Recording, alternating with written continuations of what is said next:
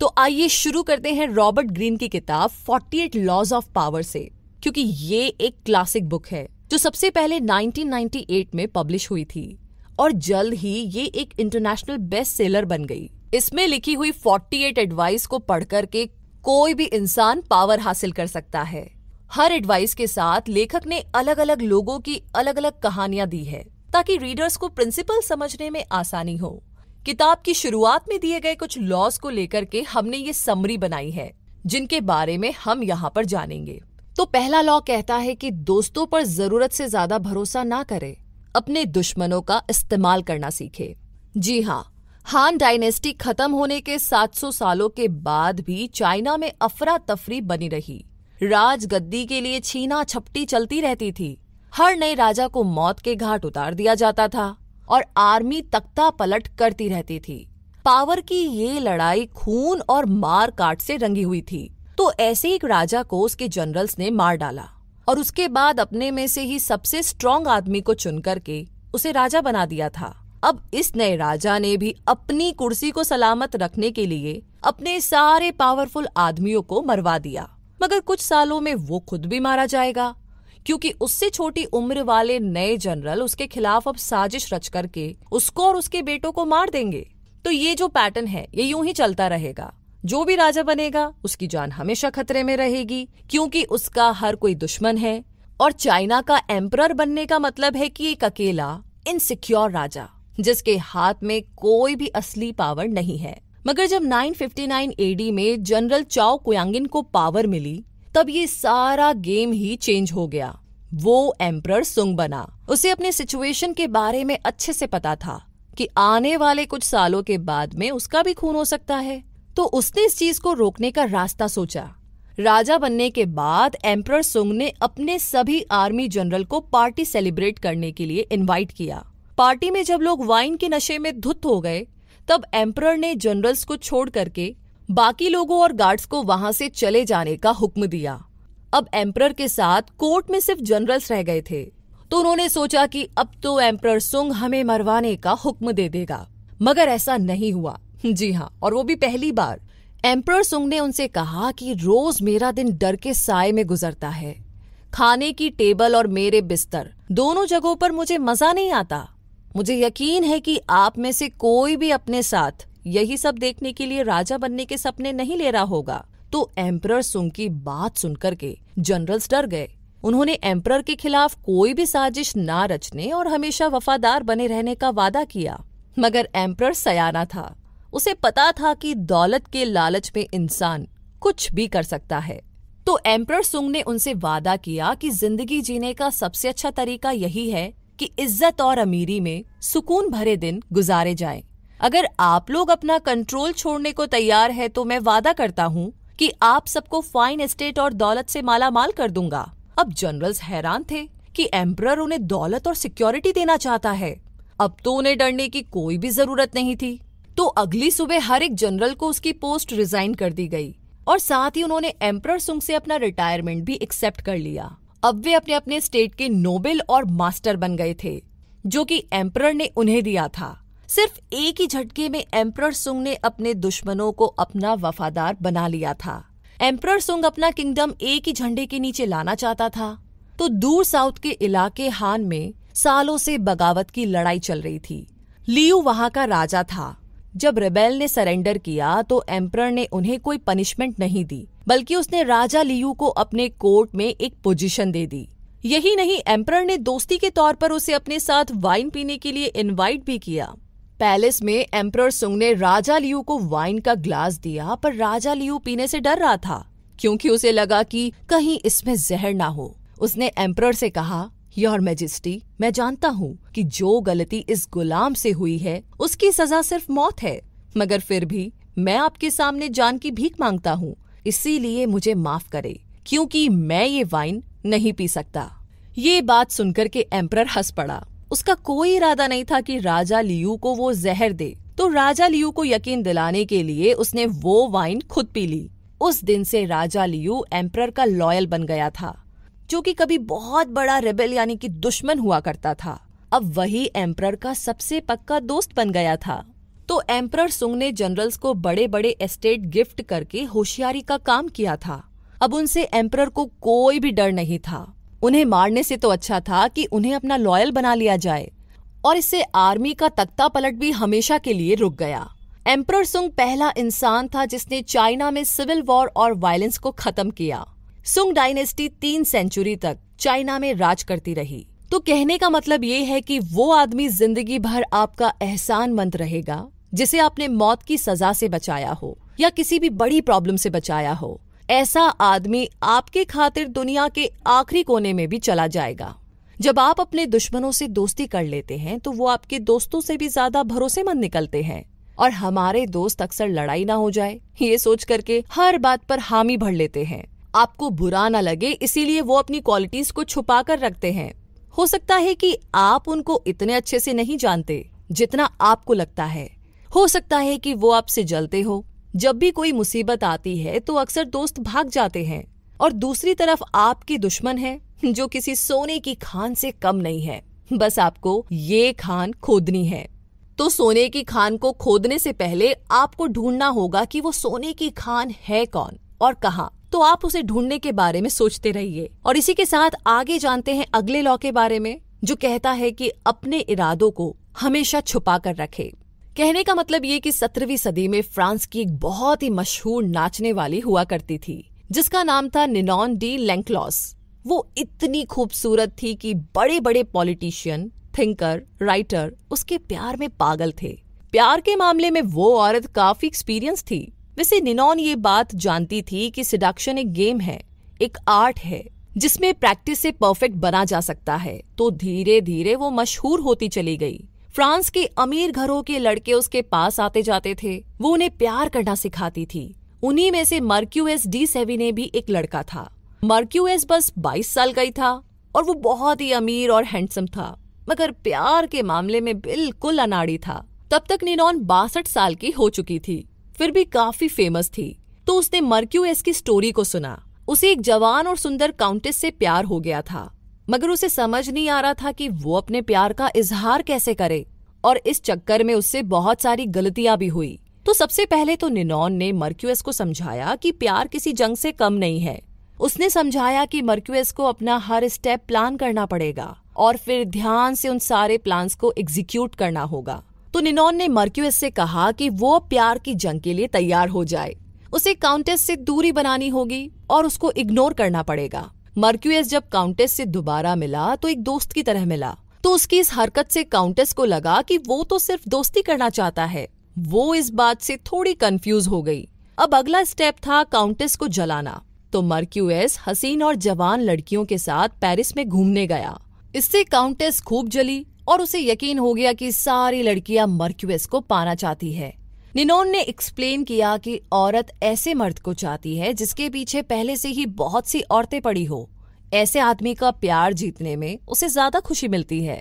अब काउंटेस को कंफ्यूजन करने और जेलस फील कराने के बाद उसे सिड्यूस करने का यही सही टाइम होगा।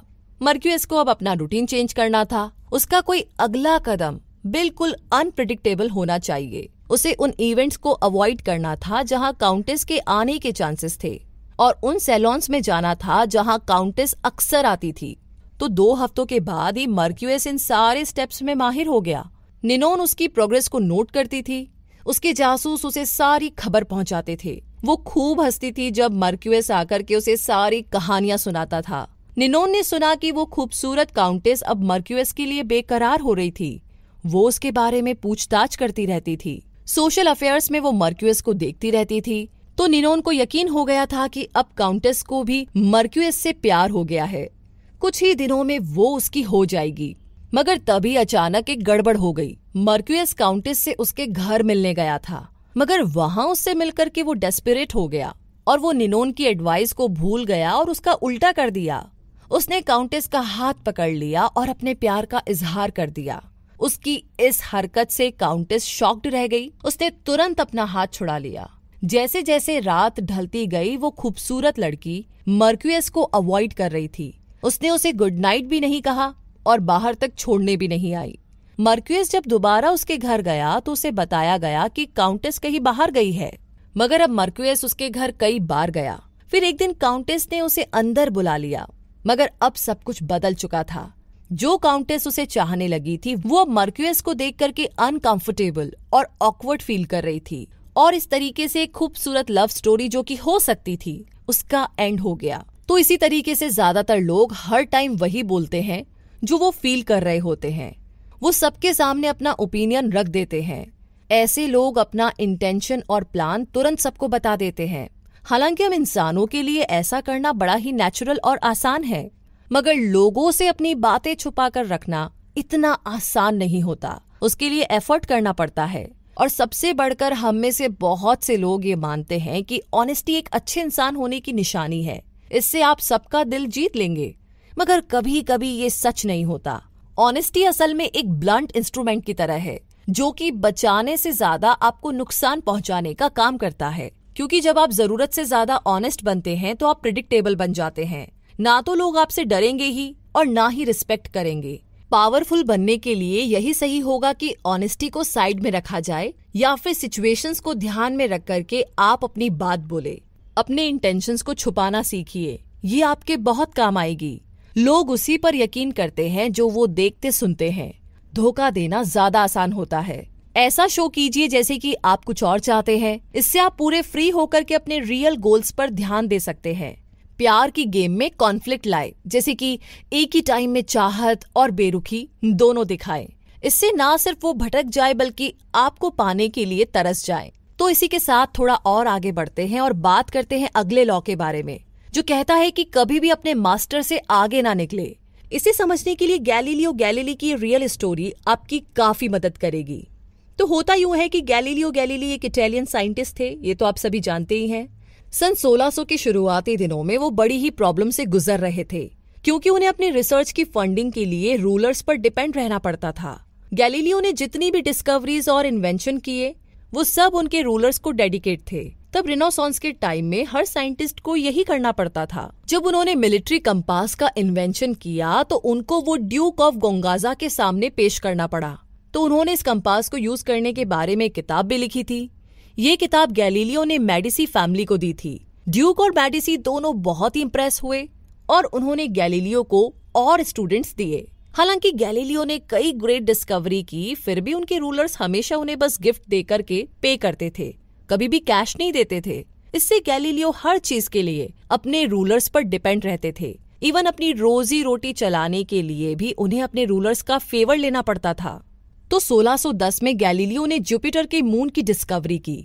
इस बार उन्होंने एक नई स्ट्रैटेजी अपनाई। उन्होंने अपनी डिस्कवरी को अपने हर पैट्रोन के हिसाब से बांट दी, जैसे कि किसी के लिए टेलीस्कोप, दूसरे के लिए कोई किताब वगैरह वगैरह। इस बार गैलीलियो ने मेडिसिस पर फोकस किया। उसने जुपिटर के मून की डिस्कवरी उनके नाम कर दी, और ये बहुत ही बढ़िया टैक्टिक थी क्योंकि जुपिटर हमेशा से ही मेडिसी फैमिली का सिंबल रहा था। क्योंकि मेडिसी फैमिली के फाउंडर कॉसिमो I जुपिटर को बहुत पावरफुल गॉड मानते थे। ग्रीक माइथोलॉजी में जुपिटर को ज़्यूस कहा जाता है। कॉसिमो I ने जुपिटर को मेडिसी डायनेस्टी के पावर का सिंबल मान लिया था। उसने 1540 में मेडिसी की फाउंडेशन की थी और गैलीलियो ने अनाउंस किया कि उसने जुपिटर के मून्स की खोज कॉसिमो II के कोरोनेशन डे पर की थी। उसने सारी इटली और कोर्ट के आगे मेडिसी को ये ऑनर दिया। जुपिटर के 4 मून हैं और गैलीलियो ने दावा किया कि चारों मून कॉसिमो II और उसके 3 भाइयों का सिंबल है। चारों मून्स जुपिटर के चारों तरफ उसी तरह घूमते हैं जैसे मेडिसी के फाउंडर कॉसिमो I के चारों बेटे। ये सब करके गैलीलियो ने पूरी इटली को ये दिखाने की कोशिश की कि मेडिसी डायनेस्टी को हेवन यानी कि स्वर्ग की ब्लेसिंग्स मिली हुई है। गैलीलियो ने एक एम्बलम भी बनाया जिसमें आसमान में 4 स्टार्स के बीच में गॉड जुपिटर को दिखाया गया था। उसने इस एम्बलम को कॉसिमो II का नया सिंबल बनाकर पेश किया। गैलीलियो ने जो एफर्ट किया उसके काम आया। उसी साल कॉसिमो II ने उसे राज्य का ऑफिशियल मैथमेटिशियन और फिलोसोफर बना दिया। तो इतना कुछ करने के बाद अब गैलीलियो को पूरी सैलरी मिलने लगी थी। अब इस काम की वजह से वो किसी पैट्रन पर डिपेंड नहीं था। अब उसे किसी के आगे हाथ फैलाने की जरूरत नहीं थी, क्योंकि सारे मास्टर अपने सब्जेक्ट्स के सुपीरियर बनना चाहते हैं। उन्हें ये डर होता है कि उनके सब्जेक्ट उनसे ज्यादा इंटेलिजेंट और ब्रिलियंट ना बन जाएं। उन्हें इन्वेंशन और साइंस डिस्कवरी से कोई लेना देना नहीं होता। उन्हें तो बस अपने नाम और अपनी शान की फिक्र रहती है। मेडिसी फैमिली का नाम आसमान के सितारों से जोड़कर गैलीलियो ने उन्हें और भी ज्यादा ऑनर दिया था। गैलीलियो जैसे इंटेलिजेंट लोगों से उनके मास्टर इसलिए इनसिक्योर रहते हैं क्योंकि वो नहीं चाहते कि वे बस इन कामों के लिए पैसे देते रहे, यानी कि फाइनेंसर रहे। वो इन इन्वेंशन और डिस्कवरीज में अपना नाम भी चाहते हैं। वो दुनिया को दिखाना चाहते हैं कि वो बहुत ही पावरफुल भी है और इंटेलिजेंट भी। गैलीलियो ये बात खूब अच्छे से समझते थे, तभी तो उन्होंने मेडिसी फैमिली की इतनी खुशामद की। तो गैलीलियो ने खुद को रूलर से ज्यादा इंटेलिजेंट दिखाने की कोशिश नहीं की, तभी तो उनके मास्टर भी उनसे इनसिक्योर नहीं थे, बल्कि उसने अपने मास्टर मेडिसी फैमिली को हेवनली बॉडीज के साथ जोड़ करके उनका स्टेटस इटली में ऊंचा कर दिया था। उसने खुद से ज्यादा अपने मास्टर की शान बढ़ाई, जिससे खुश होकर के उसके मास्टर ने उसे खूब इनाम दिए। कहने का मतलब ये कि आपके लिए डेंजरस बात है अगर आप अपने मास्टर की इनसिक्योरिटी की वजह बनते हैं। आपको हर हाल में अपने मास्टर की खुशामद करनी है, पर ऐसा चालाकी से करे। ले जाने दीजिए सारा क्रेडिट अपने मास्टर को। उन्हें हरगिज ये ना दिखाई कि आप उनसे ज्यादा ब्रिलियंट है। मासूमियत से अपना काम करते रहे। हर काम में मास्टर की सलाह जरूर ले, और अगर कोई कमाल का आइडिया आपके दिमाग में आता भी है तो ये दिखाइए कि वो आइडिया आपके मास्टर का था, ना कि आपका। मतलब ये कि उसका क्रेडिट भी आप अपने मास्टर को दे दें। तो इस तरीके से अगर आप अपनी पावर चाहते हैं तो अपनी खूबियों को छुपा कर रखें।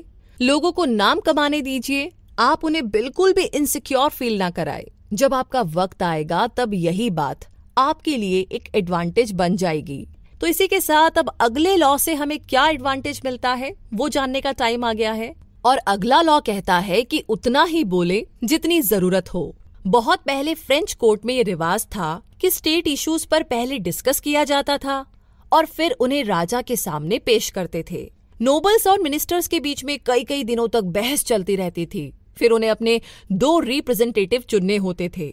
दोनों लुइस 14 के आगे बारी बारी से अपने व्यूज एक्सप्लेन करते थे और अब राजा को डिसाइड करना था कि स्टेट इश्यूज के लिए कौन सा रेजोल्यूशन बेस्ट रहेगा। तो आखिर में रिप्रेजेंटेटिव राजा के पास आए, उन्होंने इश्यूज रखे और उन्हें रिजॉल्व करने के 2 बेस्ट पॉसिबल टेक्टिक्स भी बताए। लुइस 14 बस सुनते रहते, उनके चेहरे पर कोई एक्सप्रेशन नहीं थे। जब वे लोग अपनी बात पूरी कर लेते तो राजा कहता कि मैं देखता हूँ, और बस यही बोलकर के वो कोर्ट से चले जाते। लुइस 14 उस सब्जेक्ट पर कभी फिर बात नहीं करते थे। उनके कोर्टमैन को कुछ दिनों के बाद पता चलता था कि उन्होंने क्या डिसीजन लिया था, क्योंकि तब तक लुइस स्टेट इश्यूज पर काम करवा चुका होता था। तो यहाँ पर उसकी चुप्पी से किसी को भी ये पता नहीं चलता था कि उसके दिमाग में आखिर चल क्या रहा है। उसके अगले स्टेप को प्रेडिक्ट करना बहुत ही मुश्किल होता था। उसकी चुप्पी की वजह से ही उसके दरबारी लोग बातें करते रहते थे और वो सबके दिमाग की बातों को जान लेता था, मगर उसके दिमाग में क्या है ये किसी को पता नहीं चलता था। लुइस 14 उन लोगों से मिली इन्फॉर्मेशन को उनके खिलाफ भी इस्तेमाल करता था, जिसकी वजह से वो बहुत ही पावरफुल बन गया था और लोग उससे डरते थे।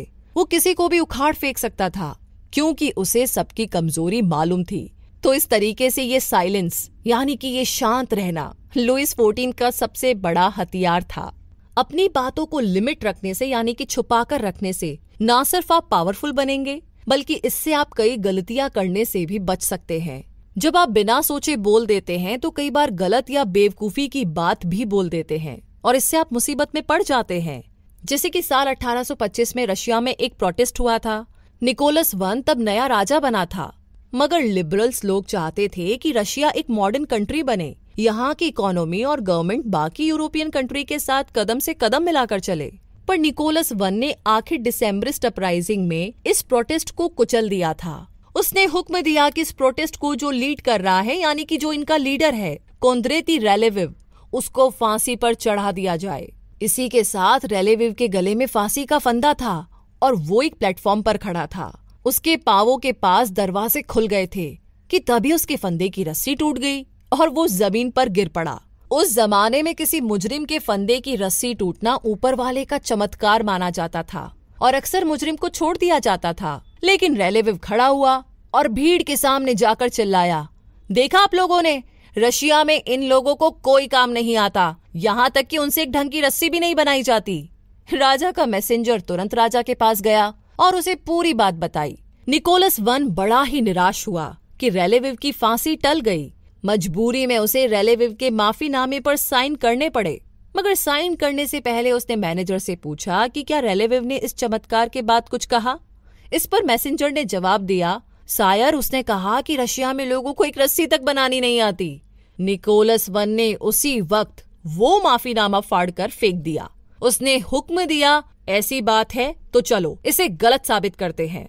और अगले दिन ही रेलेविव को फिर से फांसी के तख्ते तक लाया गया और बदकिस्मती से इस बार रस्सी नहीं टूटी।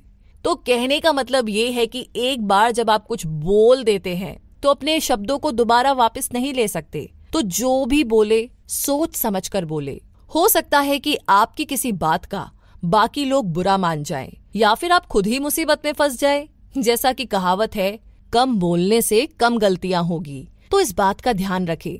वैसे ये तो बस कुछ एडवाइजेज हैं जो आप अपनी डेली लाइफ में अप्लाई कर सकते हैं। ये एडवाइजेज ना सिर्फ उनके लिए यूजफुल है जो पावरफुल बनना चाहते हैं, बल्कि आप दूसरों के साथ अपने रिलेशनशिप को भी इम्प्रूव करने के लिए इन्हें यूज कर सकते हैं। तो कभी भी अपने मास्टर से आगे मत बढ़िए को आप इस बात से भी समझ सकते हैं कि जो लोग आपकी हेल्प करते हैं उनका एहसान हमेशा मानिए। अपने दुश्मनों को यूज कीजिए से मतलब है कि लोगों की गलतियों को माफ करके उन्हें एक और मौका दे। अपने ट्रू इमोशन को छुपाकर रखने से आप हम्बल और अनअज्यूमिंग बने रहेंगे। तो कम बोल करके आप और भी बेहतर इंसान बन सकते हैं। इस किताब को पढ़कर के जरूरी नहीं है कि आप कोई पॉलिटिशियन बन जाए, मगर कुछ न कुछ तो जरूर सीखेंगे। और हाँ, कुछ भी बनने के लिए एक अच्छा इंसान बनना बहुत जरूरी है, जो इस किताब को पढ़कर के आप जरूर बन सकते हैं। वैसे ये तो कुछ ही लॉस थे, आगे के बाकी लॉस के लिए आप इस किताब को जरूर पढ़िएगा। तो इसी के साथ दोस्तों ये ऑडियो बुक समरी यहीं पर समाप्त होती है। कमेंट बॉक्स में लिख करके हमें जरूर बताइएगा कि ये ऑडियो बुक समरी आपको कैसी लगी।